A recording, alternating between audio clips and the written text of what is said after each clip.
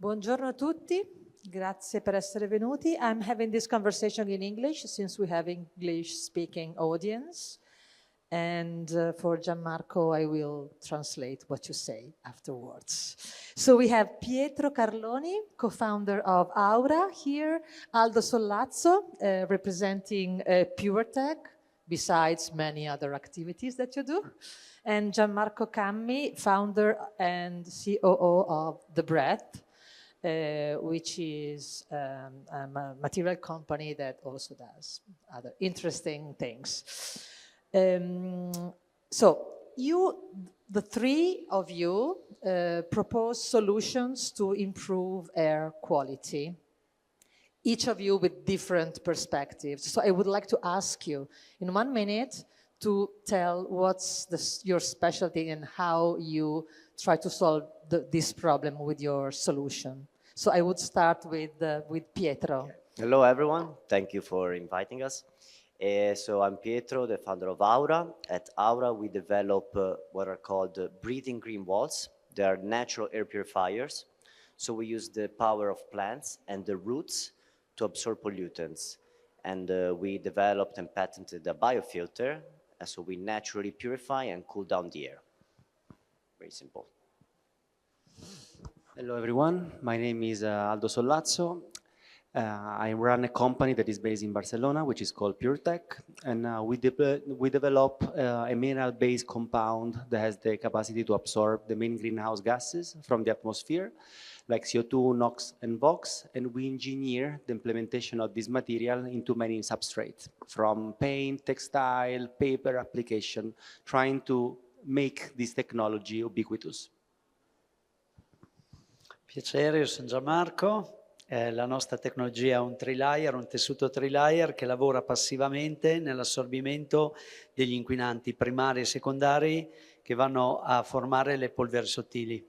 Quindi lavoriamo sui VOC, gli NOx, gli SOx e tutti gli inquinanti che poi vanno a produrre le criticità. Li assorbiamo in maniera chimico-fisica con una matrice carbonica che abbiamo costruito noi che lavora passivamente a bassa velocità. Okay, so it's easy for me because I know the material already. Io ero con italiano oggi. So that's, yeah, no, that's fine. So basically the breath is a sandwich material with 3 layers with 2 textile surfaces and then a carbonic core that works passively to filter and incorporate many pollutants, air pollutants, including NOx, SOx, and then VOC, and also fine dusts. Yes, okay, PM10, dusts. PM5. So yeah, and the material works in a passive way by convecting movement, maybe of air, that would filter air in interiors and outdoors, right? Okay. Oh, so first question done. So the second things I would like to ask you, being the 3 of you experts in this area, I would like to have your 3 different perspectives, if it's different, or maybe in the end we will discover that it is the same perspective, on what's the mostly underestimated problem related to air pollution. Okay, I think the underestimated problem is the long-term problem. Air pollution is an invisible problem, actually, because we can't really see when the air is polluted.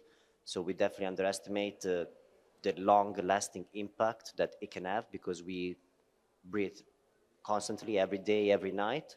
So actually we work indoor, the air can be 5 times more polluted than outdoor, and that's where we spend most of our time.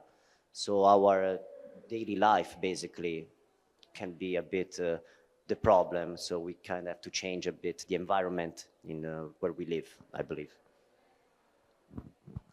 It's a pleasure to be with this group. At least, you know, they can put ahead answers that we are constantly forced to explain, no? Because normally everyone thinks that pollution is only in the outdoor. It's not true at all. It's quite the opposite. But also a little maybe contribution to what you said is that air quality has an immediate impact on our daily life. Consider that if you look at studies that are observing the impact of air pollution in terms of air quality, you can immediately measure a lack, for instance, of attention. Then a fatigue that you can start to have, a headache that can be generated. So all these alert signals that our brain, our body is trying to give us, and this makes it imperative for us to start implementing solution in a way that I believe it's a must. No, when you think about material technology, you normally think about an add-on. And if you want to speak about material technology to the industry, normally you are labeled as a nice to have. And this is unacceptable. It's really unacceptable also given the fact that material technology, whatever is the solution that you want to call it, is a reality today. And trust me that it's very much important to educate the designers, the architects, and everyone else that contribute to the value chain to start implementing this solution today, because the effect is immediate. So the lower one is a headache, okay? And then from there on, you escalate, even if you look at Barcelona, no, to the length of your life. So many deaths in Barcelona or any city in the world are caused by the air pollution of traffic. So also then scaling a solution like this, no, any solution that can lower down carbon dioxide, the contamination on the atmosphere, volatile organic compound, nitrogen oxide, is imperative. Is for our well-being in our daily life and in the long term of our life. Aggiungo che il problema dell'inquinamento è che quando noi entriamo in una stanza, come hanno già detto loro, pensiamo che l'area sia migliore. In più il comfort, quindi temperatura, comfort sonoro, a volte ci mette in una condizione di sicurezza, perché noi d'inverno quando entriamo in un interno più caldo ci permette di farci sentire meglio e così viceversa. Yeah, I would ask you to make short okay. sentences. So just to add, and to complete what also the other two speakers said, the thing that it's more difficult when it comes to air quality is the perception that you may have that can be counterintuitive. Typically, when you enter a space in the wintertime and it's warm, you would feel this sense of comfort and well-being, while in fact there are hidden and invisible substances that can be harmful instead. Perfetto, e questo è un problema perché quando noi iniziamo a sentire l'inquinamento, perché sentiamo un odore strano, vuol dire che il livello di inquinamento è altissimo. Vi faccio un esempio: quando voi entrate nei garage sotterranei, soprattutto d'inverno, non voglio dire dove, ovunque, voi iniziate a percepire quest'aria un po' densa, sentite tra naso e gola. Purtroppo ho lavorato molti anni nei petrolchimici e mi sono abituato agli idrocarburi. Ecco, questo vuol dire che il livello è già oltre soglia, stiamo già rischiando. Questo è un problema. Quindi il non captare, non sentire l'inquinamento, come dicevano prima, è un problema. So the main problem is that when you start perceiving that the air quality is low, it is because it is very, very low. Like typically you would go into a garage where there would be car parked, and you would perceive this bad smell of wrong combustions of petrochemicals, and that's a layer of being the air quality being so low to become even dangerous in a way. So you would not perceive how low the quality of air is until it is very, very low and to the verge of being dangerous. Per questo credo che la soluzione non sia univoca, deve essere complementare, non esiste. Io ho lavorato per 20 anni sugli impianti, quindi sulle camere bianche, impianti importanti, ma anche l'impianto è costruito da tante fasi, non esiste una fase sola. A noi in Italia serve tanta, credo già in Nord Europa hanno più consapevolezza, in Italia abbiamo poca consapevolezza dell'inquinamento e occorre tanta cultura che faccia capire che la complementarietà degli elementi possa produrre un beneficio a tutti, quindi non esiste la singolarità, sono tanti elementi, sfaccettature, composizioni, comportamenti che portano a una qualità della vita migliore. So it is important to work on a multi-layer level, so there is not one single, silver bullet solution that it works for everything, but it is important to combine different solutions and different approaches in order to improve the quality of air in general. Thank you very much for these super interesting insights. So I would like to have some questions that address the single different companies. So to Aura, I would like to ask that differently from the other solutions here introduced, your solution doesn't work in a passive way, but more in an active way. So, how does your solution differ from standard green walls, which are, again, passive solution? Yes, they're also called active green walls. So we basically force the air through the green walls and the plants and the biofilter because we put fans behind the green wall. I don't know if the slides showed already, but we basically engineered standard green walls. And we researched a soil mix that is the real filter. By forcing the air through the green wall, we purify it, and then we let the roots of the plants absorb the pollutants. Some air pollutants are actually nutrients for the plants, so that's very interesting. And also another side effect of this passage is that the air that comes out, it's also cooled down a bit. It's cooler, so we reduce the use of air conditioning. And exactly like we differentiate from my colleagues because ours is an active filter, and the plants, normal green walls without this ventilation system, mostly what they're doing is photosynthesis because the leaves of the plants do photosynthesis, while the roots of the plants really absorb because they're like the stomach of the plants. So they're the ones that really absorb the pollutants. And we capture almost all pollutants, particulates and VOx as well, and CO2, of course. And the pollutants that are not absorbed by the roots of the plants are diluted by the water. So the hydrosoluble pollutants are cleaned by the water system. So it's a biofilter that regenerates itself, and it can last up to years as long as you take care of it because it's the real plants. So you have to take care of it. As long as plants do not die. Exactly. But we made it so that plants don't die as long as you remember to put water in the system. So we tried. So Aldo, instead, I would like to ask you, to my understanding, your solution is basically an additive that you can apply to many different materials and therefore many different applications. Can you give us an overview of this? Yeah. This is the story of a material research that started more than 10 years ago. We started with this moment of invention, and I normally call it, which is a process that is born from the pure observation of nature.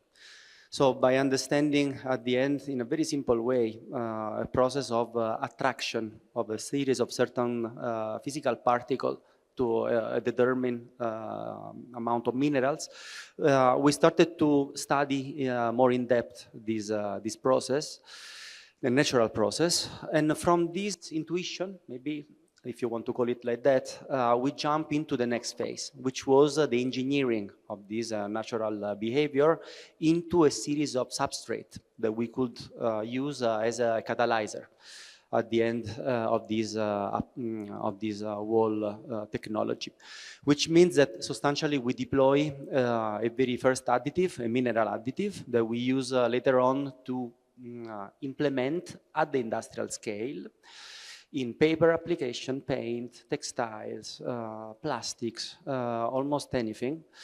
And this almost anything also became an entrepreneurial agenda, which is also very important. When you have a technology that can go almost anywhere, you also need to give priorities.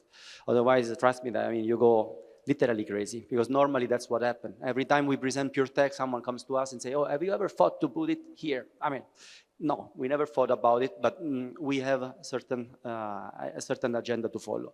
And the agenda was directed by, first of all, the impact, and also the compatibility of the system in itself in the existing industrial process of implementation, which means that as a composer, at the end, we try to study the most viable, the minimum implementation process in the existing manufacturing chain in order to make our material at the end extremely compatible with paint.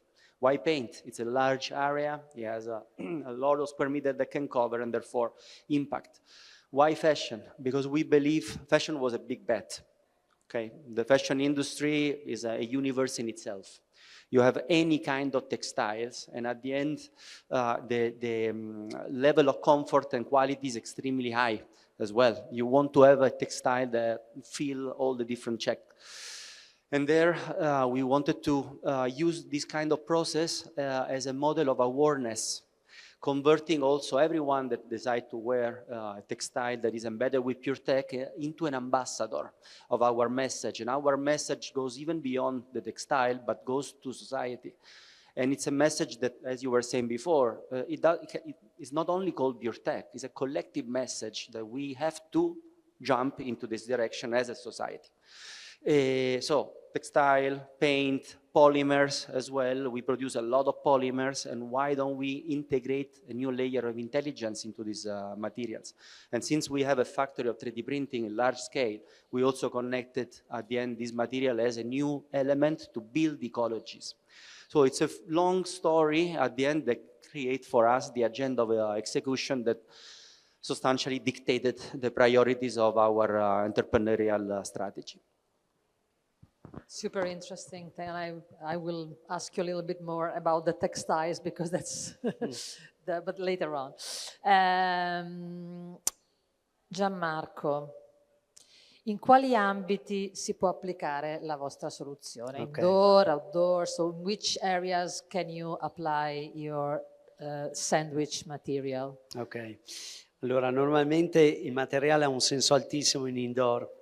Noi quando parlavamo di aria insalubre parlavamo di aria indoor, e quindi quello che noi abbiamo cercato di fare è contestualizzare il tessuto tramite stampe, quindi comunicazione, che possono essere stampe grafiche, quindi ritorniamo un po' alla parte artistica, stampe grafiche, per poterlo contestualizzare all'interno degli ambienti. Mi spiego, oggi ci sono tante tecnologie attive, non quelle che state presentando oggi, che però all'interno di un luogo fanno rumore, sono comunque in contesto, sono strumentali a quello che potrebbe essere l'ufficio. Noi abbiamo cercato di adottare un sistema passivo che possa funzionare indipendentemente da tutto e da tutti.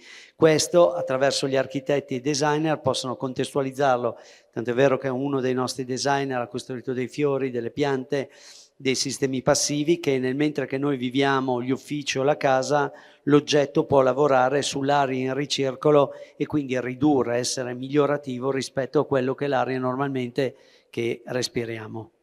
Okay, thank you. So basically you conceived this product mostly for interiors and with an architectural approach, meaning that the material per se can also be, it is a textile, basically a thick textile, so it can be printed, so it can be also integrated with some graphics.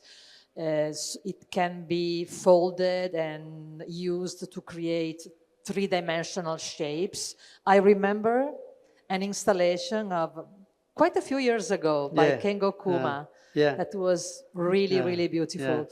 And so the idea is to integrate material. First of all, that is passive, so that doesn't make any noise, for instance, doesn't rely on electricity, and that can be integrated in an environment with a design perspective that also provides some added value in that perspective. Considerate che noi abbiamo collaborato 2 anni col professor Veronesi che ha analizzato il nostro materiale. Ci sono diversi siti che purtroppo poi è mancato proprio nell'anno in cui stavamo collaborando con lui, e lui ha dichiarato una cosa molto bella che noi non avevamo pensato, e quando noi abbiamo spiegato la tecnologia lui l'ha rispiegata in questo modo, dice: io la considero come un polmone alternativo al nostro, cioè quello che respira lui non respiriamo noi, ed effettivamente se poi noi poi spiegheremo la matrice come si comporta, andiamo a misurare quello che il polmone non vero ha respirato, capiamo quanto ci salvaguardia nella quotidianità. Basically, the material can be compared to lungs, human lungs, that would breathe, I would say, in brackets, that would breathe pollutants from the air in place of us, basically. So if we go and analyze what has been absorbed by this material, you can also understand what's that we actually breathe in indoor environment. And this type of comparison was made by Professor Veronesi, who is a quite famous Italian doctor in cancer studies, that made this, let's say, comparison between this material and human lungs. Infine, in outdoor, io inizialmente da tecnico non volevo neanche utilizzarlo, perché pensavo giustamente alle logiche, ho calcolato i volumi d'aria. Poi i nostri clienti hanno iniziato a costruire dei cantieri outdoor e hanno iniziato a vedere che rivestendo i cantieri si riusciva ad avere un impatto nei cantieri, calcolando quello che noi assorbivamo e quello che il cantiere rilascia, e da 4 anni a questa parte la maggior parte del nostro fatturato lo facciamo con i cantieri. Quindi rivestiamo tutta la parte di cantieristica e il nostro cliente va a dimostrare a livello giuridico quello che realmente abbatte dal cantiere costruito.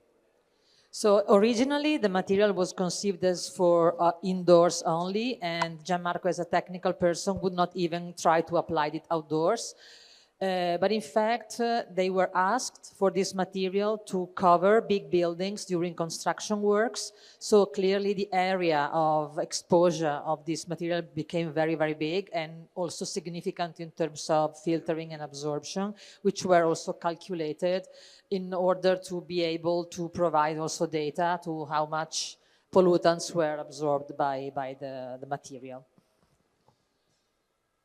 Okay, so thanks a lot. And this also connects to the next question, which is measuring impact, which was, by the way, also the theme of our last year edition of our material exhibition. So typically, solutions that provide technical performances also need to prove it. So I was wondering how you, the three technology, can manage to sort of be measured, and how it can be tested. So this part of the story.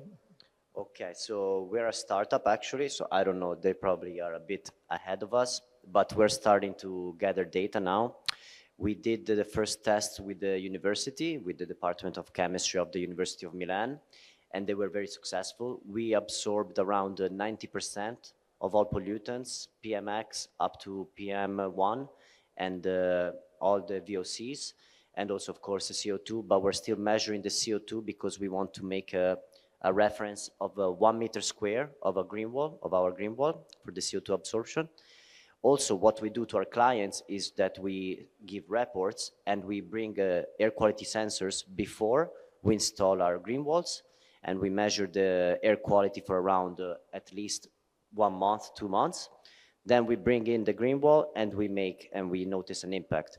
Recently, in an office where we installed our green wall, the peak levels of pollutants were reduced by more than 50%. So they were very successful because after the installation of our green wall, there were no more alarm days. So definitely data is very important, but we're now changing a bit the patent and the soil mix. So we now have to do all the tests again, gather the data again, but we're quite happy with the results up to now. Thank you. Okay. Normally, when I explain the project of Puretech, I always speak about 3 phases. So the first phase of invention, a second phase of validation, and a third phase of implementation. So this is the path that we did in these 9 years that we've been working with this material. So I already explained you more or less in detail the beginning of Puretech. The second stage was crucial for us, Because the moment that you start to speak with the industry require validation. So it's a step that you cannot jump at all. It doesn't exist otherwise, the market implementation. So normally when I do a presentation with all the slides, blah, blah, I mean, I say that my favorite slide is the one with the ISO certification. And I really mean it. Receiving or completing the circle of innovation means that you reach the key.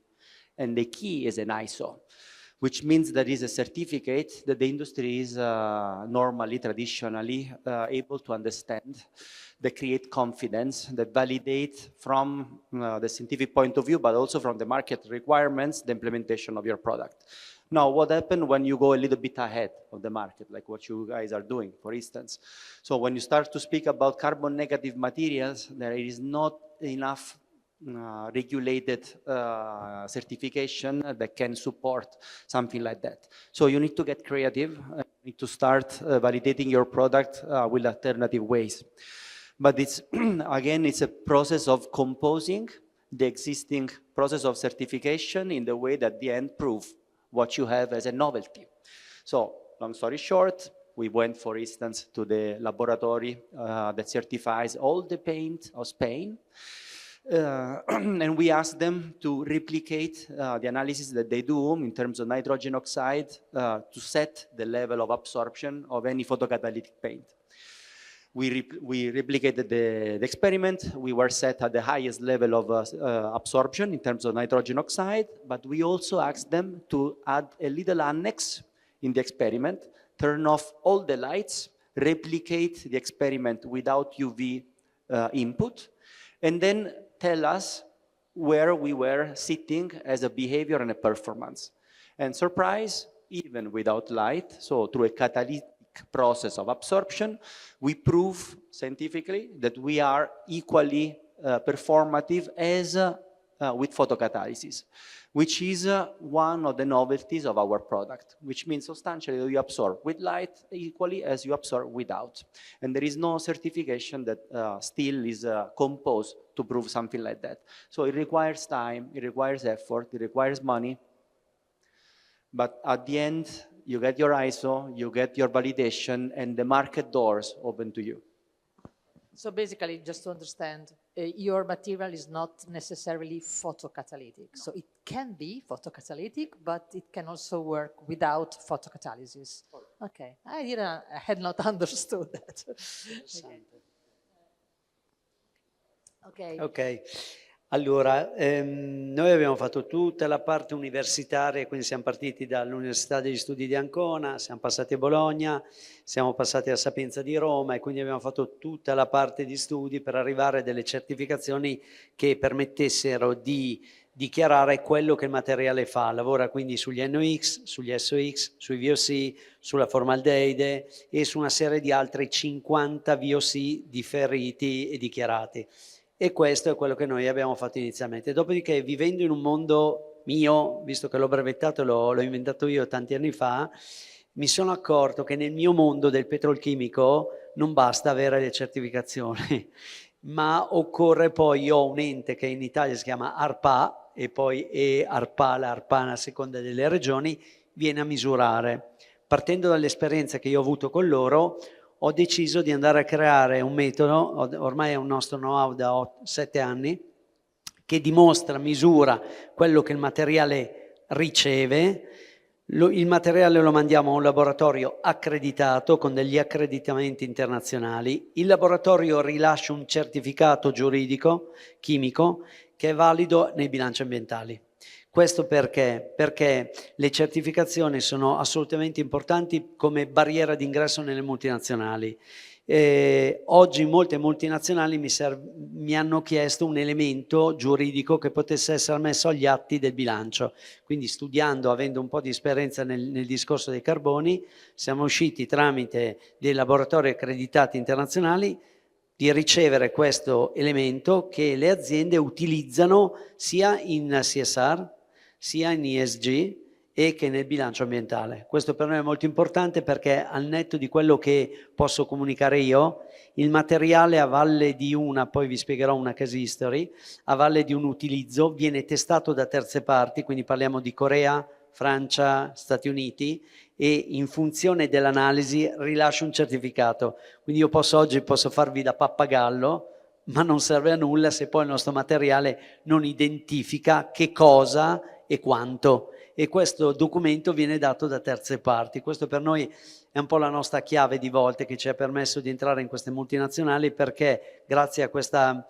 analisi non fatta da noi ma da terze parti in tutto il mondo permette di valutare e definire quanto un materiale, quindi quanto un'azienda sta facendo bene o meno utilizzando il nostro materiale. Okay, so basically you started with analysis by university like anyone else, starting from Ancona, Bologna, Rome, etc. And to validate the level and also the type of absorption that your material does. And then, and this was like sort of basics for you to get a certification that would just testify that your material actually works. But then what you did, to my understanding, correct me if I'm wrong, you also developed your own method in a way to also measure the impact on the system of where your material is applied in order to provide the companies that purchase your material to get some data that would be used in sustainability reports. Okay, correct. Is that correct? Yeah. Okay, so I summarized, but more or less that's the concept. So it's a sort of step beyond having a certification that just justifies and just verifies that your product is actually working, but you are also giving companies like an additional tool that can be used for their own CSR, ESG reports for, let's say, corporate communication. Okay, understood. No, super interesting.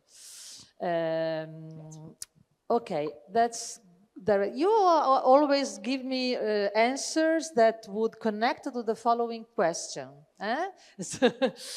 So I was wondering, let's say, on the sustainability perspective, how these are very completely different solutions, right? So one, we are talking about filtering air with the use of plants and soil. Here we have like a sort of additives where, let's say, sustainability is not just the material per se, but then where it is applied and how the materials are actually managed. In your case, instead, you have a material, so something that has a physical substance. So I'm wondering, in terms of, forget for one moment the VOC things, the air quality things, but just think of your material in a purely sustainable perspective. Also, two of these materials also absorbs CO2, right?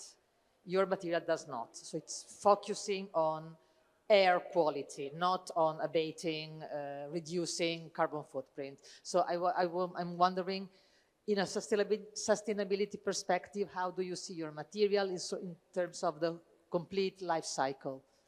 Well, yeah, our solution is very natural. So I think it's the definition, nature is the definition of sustainability. We use exactly the power of plants and their natural properties. I like to say that we gave a function to something that was just aesthetics up to now. We designed the product and our system, we designed it to be fully circular as well, so that we're able always to recover the plant or the module that is the biofilter. We tend to use around 50% of our raw materials are waste materials as well in the soil mix. We also use recycled plastic, so overall we're trying to make zero waste and zero impact and actually be carbon negative. So yeah, my technology absorbs carbon dioxide because plants absorb it, so I didn't invent that. But I believe, yeah, biotechnology, where possible, should be used instead of mechanical technologies. And I'm not talking about their solutions. I'm talking more about the air conditioning system and the heating and ventilation and air conditioning system of the buildings, which are actually the most energy polluting and most energy consuming and polluting, system of buildings. So by having our technology integrated in a building, you can actually reduce by up to 50%, like this is the first studies that are saying, the energy consumed by the building for air conditioning. So I believe regarding sustainability, where possible, using biotechnology is definitely a sustainable way. So in a word, you can say that you would act more on operational carbon rather than on embedded carbon. So by reducing the consumption also, you mentioned Both. before that your solution would support reducing air conditioning consumption use. reduction in terms of energies, because you would refresh sort of the environment, lowering the use of air conditioning. Air conditioning, we right? lowered, yes, this slide is here. So this is an integrated green wall, exactly. And in this room, air conditioning is used much less compared to other rooms. And both. Oh, that's our office. That's your office, yeah. Sometimes you're there. Both, actually. So we reduce the environmental impact of a building, and then, of course, plants absorb carbon dioxide to grow. So overall, like in the long term, we're trying to sell our technology to be like completely, like almost free. So we're working towards carbon credits. So regarding what you save because you're using less air conditioning and because of carbon credits, having a product like ours is almost free. Okay. So both active and passively. Understood. Thank you.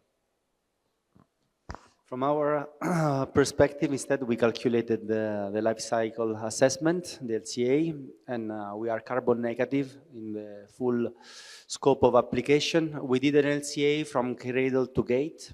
So since the material is so much transversal, we consider then it's a modular add-on to understand from the gate onwards, whatever happened, if it is in textile or in plastic or in polymer and paint, whatever application, we have our process that at the end is added to the base.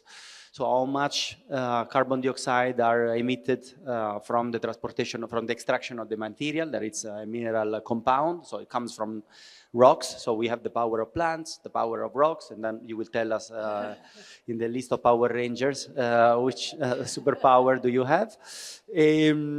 And from there on, we calculate, as I told you, I mean, the transportation, the extraction, the transportation, the manipulation in the factory, which kind of factory you are working with, if they have, solar panel or any other equipment. And from there on, we also know through the laboratory studies how much carbon dioxide, nitrogen oxide, volatile organic compound are absorbed through the implementation. So if you apply it in textile, how is the typical set of questions? How long it lasts, how much it absorbs, in what is converted. So all these questions at the end allow you to predict also in terms of behavior an absorption that is at the end always depending at the end on the environment in where the project is implemented, the material is implemented. So it's always an estimation of absorption, even though if you have to do it simulating the condition, the most common condition that the material can be exposed to. Noi stiamo facendo in questo momento l'IPD, la carbon footprint. In tutto il mondo il nostro materiale viene riciclato e riutilizzato, in Italia no. Perché in tutto il mondo il nostro materiale è fatto da carbone attivo e poliestere, per lo più un po' di poliamide a volte a seconda delle richieste. Quindi poliestere perché? Perché è il materiale più utilizzato al mondo e più riciclato al mondo nelle plastiche. Il carbone attivo viene riciclato da 1000 anni, secondo me. Il problema è che in Italia quindi viene riciclato in Austria, viene riciclato in Francia, sto parlando in Europa, non vi dico in Corea, eccetera. In Italia purtroppo c'è un problema sul riciclo, perché se da un lato si richiede di fare l'end of waste, dall'altro non è così facile fare l'end of waste. E quindi lo stiamo facendo ovunque l'end of waste, ma non in Italia. e purtroppo è un problema prettamente culturale, perché per fare l'end waste c'è un consumo di energia, è naturale, e questo consumo di energia porta a delle decisioni che in Italia difficilmente vengono prese. Quindi noi oggi andiamo a riciclare il carbone attivo e a rigenerarlo in Austria, ma non in Italia, ma non noi. Tutti coloro che vanno a rigenerare il carbone attivo vanno di là dal confine. Noi oggi stiamo cercando di cambiare una matrice per cercare di convincere il Ministero di poter portare una fabbrica qui in Italia di end waste. Ci stiamo lavorando da 3 anni, vediamo se riusciremo. Quindi questo è quello che noi stiamo facendo. Poi purtroppo siamo costretti ad uscire dall'Italia perché il nostro maggior fatturato arriva dall'estero, proprio perché è più facile condividere la cultura dell'end waste, del riciclo, del riutilizzo. E in Italia se poi ci raccontiamo tante cose, poi alla fine è difficile farlo, perché quando si entra nelle norme non è così semplice portarle a termine. Yeah, I know. So basically, again, correct me if I'm wrong. Well, first of all, you are currently performing your environmental product declaration for your product. And then when it comes to recycling, to my understanding, you also offer a take-back program, right? Yeah, PD. Okay. Yeah. But when it comes to recycling, the material is basically made of 2 layers of polyester plus a core that is active carbons. While polyester can be relatively easily recycled, when it comes to active carbons, they need to rely upon foreign infrastructures, namely in Austria, because in Italy there is a problem with some regulations that are that require for a recycled product to obtain an end of waste certification to be reused as, let's say, a regulated material, which is quite complex to obtain. I didn't understand whether it is because there is no specific end of waste for Polyester. For polyester or for active carbon? Carbon, Okay, active carbon. because each material needs to have its specific regulations, and in Italy we are quite slow, so for some materials there are these regulations, for others there are not. So as a matter of fact, you are basing your recycling on Austrian factories. Okay. French. But you are working together with the government as anyone else, and also because you are not the only company that uses active carbon, right? To be able to implement this type of process and regulation in a supply chain that works in Italy as well. Yeah. Okay, so last question, I remember it, so no need to take a look at it. If you can tell us a story of practical application of your material, like a case study that's interesting. Okay, I've already mentioned a few actually, sorry. So we did a case study in a big corporate, in a break room, in their break room where they eat, and they also have a football table. So they also play, and the air quality there in certain hours wasn't the best. Of course, when things got intense, I guess the games got too intense, the air quality wasn't the best. And that's where we put a sensor, a partner as well, a third party, so that we don't, show that our results only come from ourselves, but they also other partners confirm this. And for 3 months, we gather data, and then we put our breathing green wall, and we monitor the air quality for 1 year, and exactly for more than 1 year, because it's still there. There were no more alarm days. That before, in 3 months, there were around 50 alarm days. After our installation, they went down to 0, and that's because we stopped the peak of the air pollutants, and that's where the problem really is. Like he mentioned before, when you smell something that the air is consumed, it's already too late.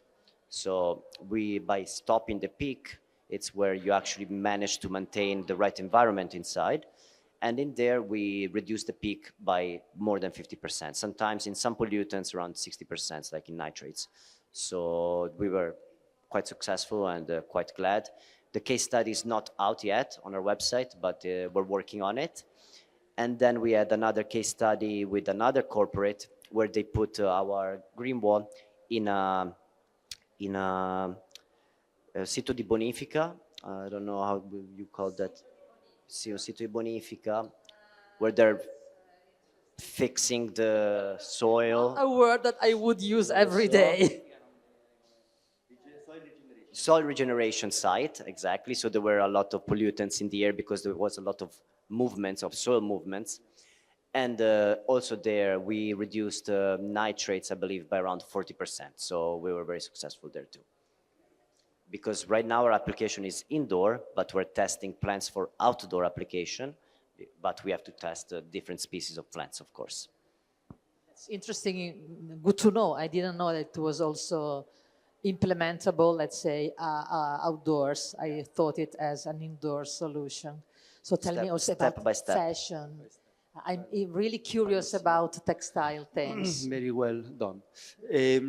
Okay, so from the point of view of validation, I told you that was the second step of our story, no? So we validated all the material in the laboratory and so on, the ISO certification and so on.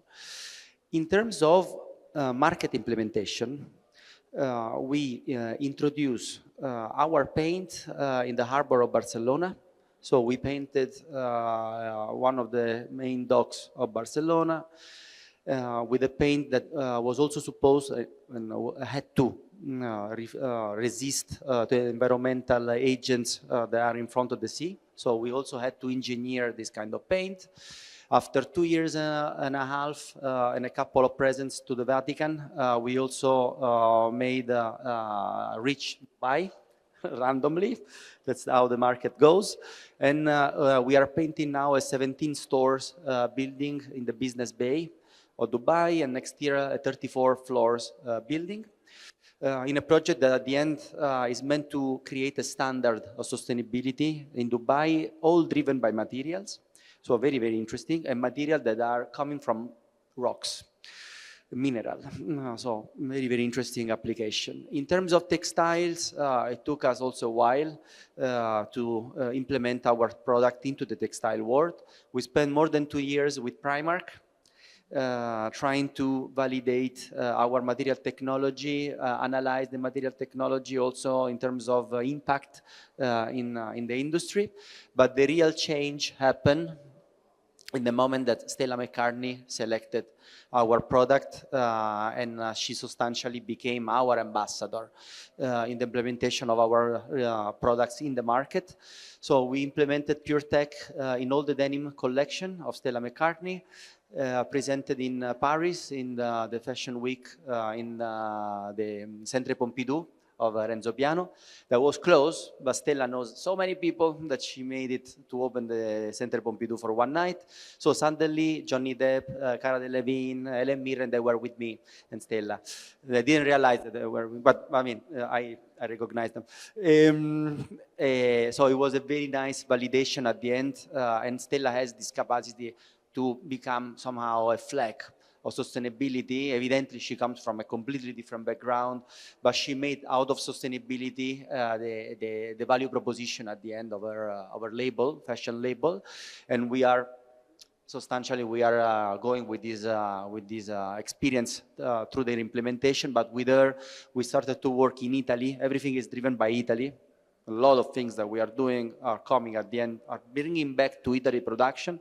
So we are implementing our product in eyewear, in denim, in cotton application. So many different materials at the end. Now we are discussing with Levi's, with Hugo Boss, with H&M, with Barça, with Deportivo La Coruña, so the World of Sport, with Amazon.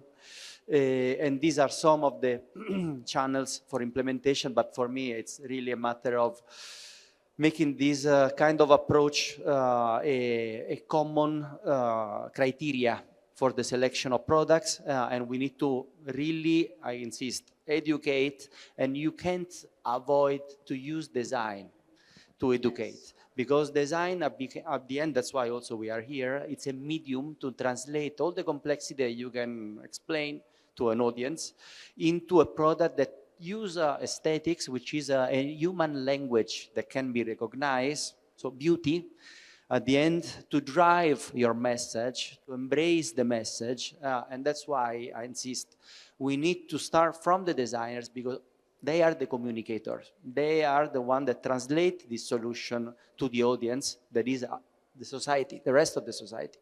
So I would really insist that that's what we have to do, and what is happening upstairs is has to work like as a hammer. So I'm very happy that a couple of offices of architecture are here, because they are very important, but also because they have a long extension of capabilities and opportunities to implement solutions like this into society and into the market. Ok, diciamo che noi, come dicevo prima, 3 o 4 anni fa abbiamo incontrato il gruppo Bulgari, che ha iniziato loro come gruppo a richiederci l'outdoor nella ristrutturazione dei loro building nel mondo. Dopo un anno di prova, 1 year, solo test con i loro ingegneri tra New York, Parigi, che è il loro centro, perché adesso Bulgari fa parte del gruppo Vuitton, e quindi gli ingegneri poi arrivavano tutti in Francia, hanno deciso di inserire tutta la parte loro di ristrutturazione chiamata Green Building con The Bright. La cosa più importante che c'è successa è che l'anno scorso in Monte Napoleone il building Bulgari Vuitton Tiffany è stato totalmente ristrutturato, quindi i 3 negozi sono stati girati, quindi adesso non ricordo se era Tiffany, Bulgari, Vuitton, comunque li hanno girati. Hanno ricoperto l'intero edificio con 2900 metri con The Bright, e dopodiché alla fine del percorso hanno fatto le analisi e hanno mandato le analisi a New York e a Parigi. Il gruppo vive una volta all'anno di una gara di sostenibilità, quindi tutto il mondo Vuitton, quindi tutti i gruppi vanno a produrre un progetto per vincere la gara interna di sostenibilità, perché è incredibile, ma questi gruppi, almeno per quanto ci riguarda in Bulgari, non lo diffondono. Per noi non è bello, abbiamo fatto un lavoro incredibile, ma non fanno pubblicità della sostenibilità, se lo mantengono interno. Diciamo che il team che ha deciso di proporre la nostra tecnologia in tutto il mondo ha prodotto la tecnologia, perché noi tramite Bulgari, solo Bulgari, siamo a Singapore, insomma tutti i loro building, l'hanno portata a Parigi e hanno vinto. Quindi dicembre 24 hanno vinto la sostenibilità del gruppo Vuitton con la nostra con via Monte Napoleone. Per noi è stato importante, purtroppo non abbiamo potuto comunicarlo perché è al loro interno, quindi all'interno. Diciamo che sono prodotti degli effetti molto importanti per noi, perché il gruppo Vuitton si è mosso, e è rimasto per una grandissima soddisfazione, perché contro avevamo il mondo Vuitton, Bulgari, Tiffany, chiaramente tutto il loro mondo, e aver vinto con questo progetto è stato per noi di gran lustro. Tutto qui. Okay. So an interesting case studies that you worked on was for the Bulgari brand, which is currently part of the LVMH group, where you provided the material for like 2,900 square meters for the rebuilding of their stores. Is this referring to the Monte Napoleone? Okay, they recently, of course, Bulgari, as all the brands, are continuously renovating their stores, and this specific project was carried on in Via Monte Napoleone in Milano, and it also took part into a private contest within the LVMH group for the most sustainable project of the whole group, and it won the first prize in 2024, which unfortunately could not be communicated because this was part of the LVMH group policy, not to advertise very much these types of initiatives, but it was a great satisfaction for you and also a sort of way of opening the doors of all the other brands within the LVMH group.